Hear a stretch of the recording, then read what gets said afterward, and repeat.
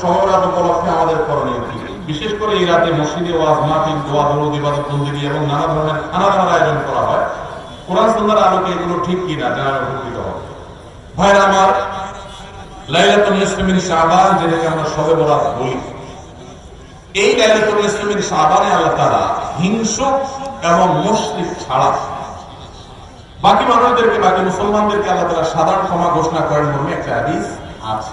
এছাড়া আরো বেশ কিছু হাদিস আছে যেগুলোর কোরআন অনেকগুলো সনদের মধ্যে কিছুটা দুর্বলতা আছে, কিন্তু মোটের পরে এ রাতের ফজিলত সুসাব্যস্ত এবং প্রমাণিত। কিন্তু এর মানে এই নয় যে এই রাতকে কেন্দ্র করে আমরা যা করি আমাদের দেশে তার সব সঠিক। আমাদের দেশে লাইলাতুল বরাতে মানুষের যে ভিড় মসজিদগুলোতে, এটা তো ভালো জিনিস যে মানুষ মসজিদে আসে, কিন্তু অন্যদিন না এসে এই রাতে বেশি আসার কারণ লাইলাতুল কদর বেশি ফজিলত করলো নাকি এই রাত বেশি ফজিলত করলো? লাইলাতুল কদরের সাথে কোনো তুলনা চলবে? সেই রাতে মানুষ কি এত বেশি হওয়ার চেষ্টা করে?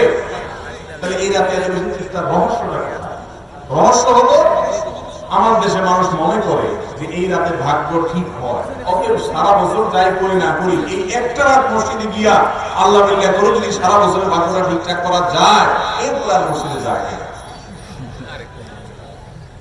এই চালাকি করলে কি ভাগ্য ঠিক হয়ে যাবে?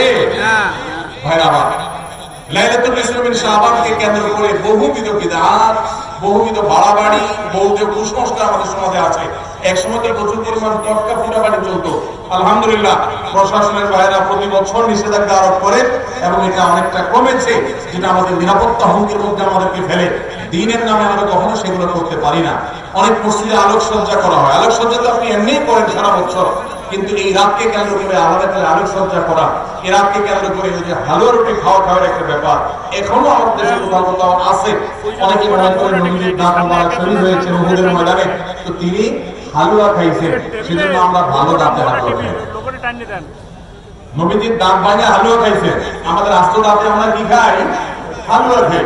আপনার বাপের ঠ্যাং ভেঙে গেছে, উনি একটা লাঠি দিয়া খোঁড়ায় খোঁড়ায় হাঁটে, আপনার আস্ত ভালো দুইটা ঠ্যাং আছে, আপনি বাবার মহব্বতে বলছেন বাবা তোমার পাটা ভেঙে গেছে, সেই মহব্বতে আমি আমার ভালো পা নিয়ে লাঠি দিয়ে আমি খোঁড়ায় খোঁড়ায় হাঁটতেছি। কি বলেন? বাপ খুশি হবে?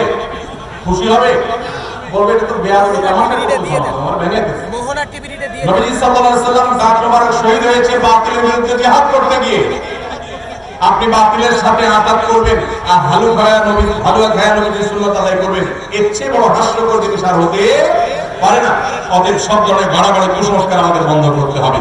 এমনকি এই রাত উপলক্ষে মসজিদে দোয়া দরুদের জন্য সমবেত হওয়া, এ রাতে মানুষকে ডাকাডাকি করে একেবারে এই রাতের ফজিলতের জন্য মসজিদে সবাই একত্র হওয়াকে যারা জরুরি মনে করেন তারাও ভুলের মধ্যে আছে। ব্যক্তিগত ইবাদতে আল্লাহর ক্ষমা পাওয়ার জন্য চেষ্টা করতে পারেন, সেটা ভিন্ন বিষয়। আল্লাহ আমাদেরকে বোঝার তৌফিক দান করুন।